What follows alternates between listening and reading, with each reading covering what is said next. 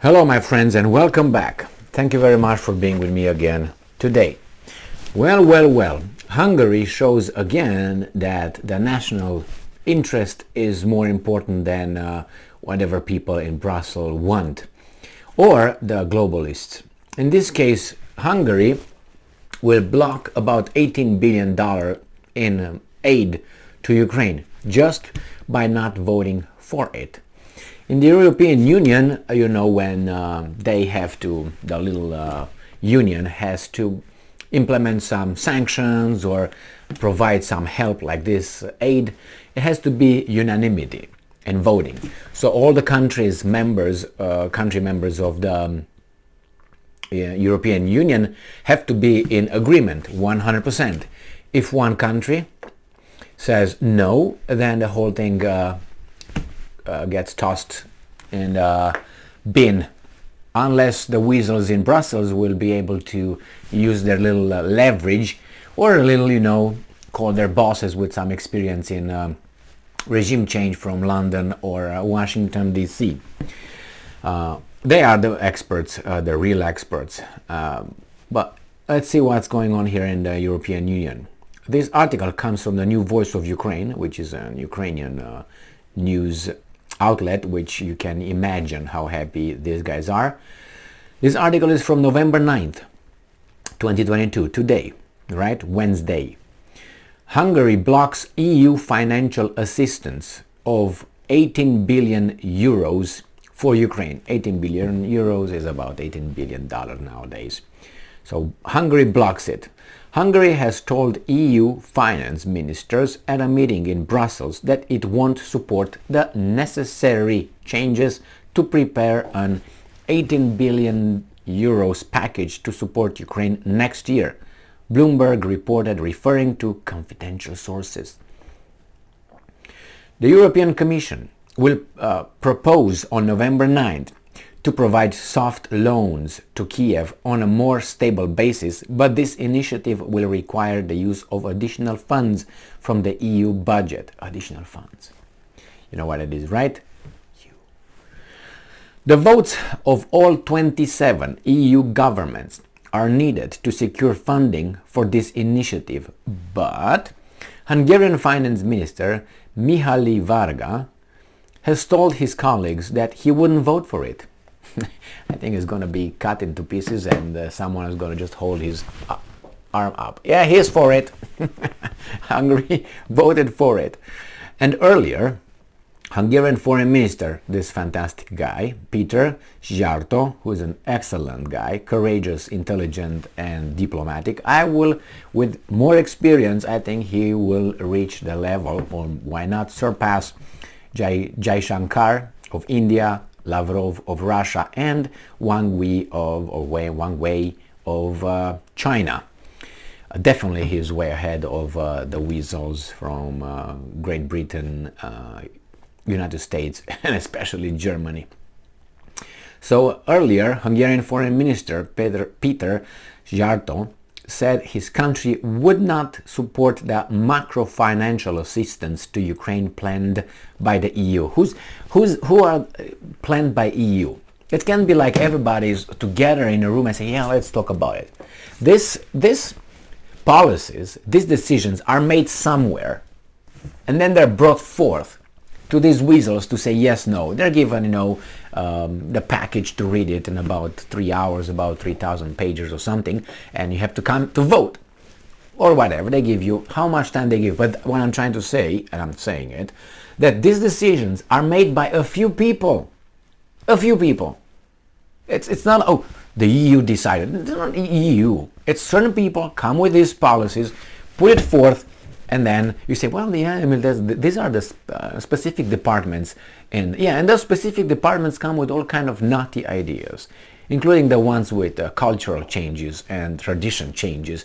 They call them nowadays values. Somehow the values are coming from Brussels, not from the people of countries. That's very interesting. The European values somehow come from one little group of people that tell everybody that these are the new values that everyone must implement. And your cultural particularity should be kicked out, your tradition, because they don't fit the value dictated by whom? Who are those guys? And it's not Van der Leyen or Borrell or these tards. That's not them. That's not them. Why? Because I think they're over there just to be the speaker, of a stereo. It's just a speaker. The stereo, the cassette or what, DVD or whatever you use, or a CD or whatever you use over there, that's the thing. Who recorded that? That's the person. The speaker just makes noise, whatever it's on the tape. Hungary has already supported the decision of the European Commission to jointly raise debt for recovery from COVID-19 pandemic, but it hasn't yet received its part of the funding. No, because it's a blackmail. The EU executive plans to discuss the status of those recovery funds in a meeting on November 22nd, as well as whether Hungary will be able to meet an end-of-the-year deadline to access those recovery funds in a dispute under EU rule of law requirements. So, you change that, you get the money. You don't change that, you don't get the money. All right? So how is that? Officials are still working on the assessment of 17 Hungarian anti-corruption laws the Hungarian Prime Minister Viktor Orbán's government has promised to implement.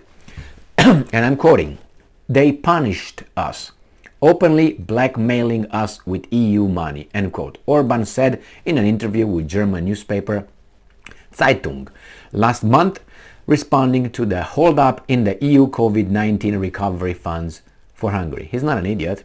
They punished us, openly blackmailing us with EU money. If you're not self-reliant, that's what you get. And I'm quoting again. "But there's no legal basis for this. It's pure blackmail," he said. According to EU's funding initiative for Ukraine next year, Brussels planned to provide Kiev with 1.5 billion euros in aid per month. 1.5 billion euros, which is $1.5 billion per month for Ukraine. Great, great, great. Well, would you like to function under this kind of system? But you say, well, nobody dragged Ukraine into the European Union. They apply for membership. Correct. But so you can just leave, or so if you're in, you have certain, not only some responsibilities, but also you have a say. And it seems like when you have a say, you're sanctioned for your say. It's the same thing in the so-called freedom of speech here, guaranteed by the amendments in the US Constitution. But if you have freedom of speech, you should not be afraid of being sanctioned or hurt economically or in other ways. So if I say, well, I don't like, let's say, this politician, I don't like this social policy that they try to push on us, and let's say I work for a company, they should not be firing me for that. Or if I work for the government the same way, you should not have any repercussions. That's your freedom of speech, right? Put aside, oh my God, ignore the, oh my God, that doesn't show, it's not to represent our values. Who gives a fuck? I'm a human being first.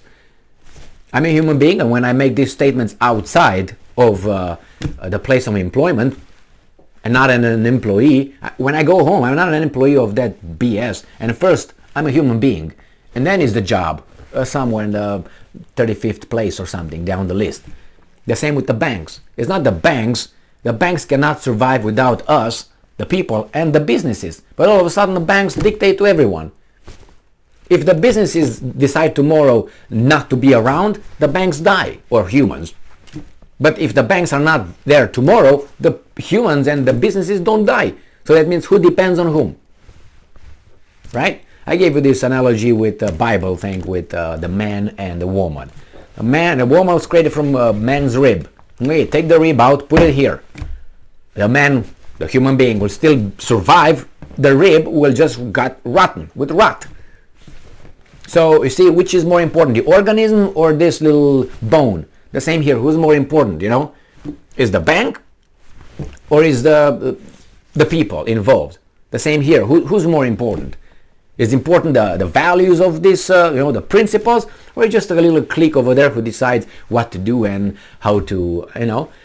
It's Hungary is just trying to be independent as much as it can within this system of blackmail, but that's the way it is, and they try to jump around the poop that's on the ground. All right, thank you very much for being with me again today. Stay strong, stay smart, look for the truth, and be just.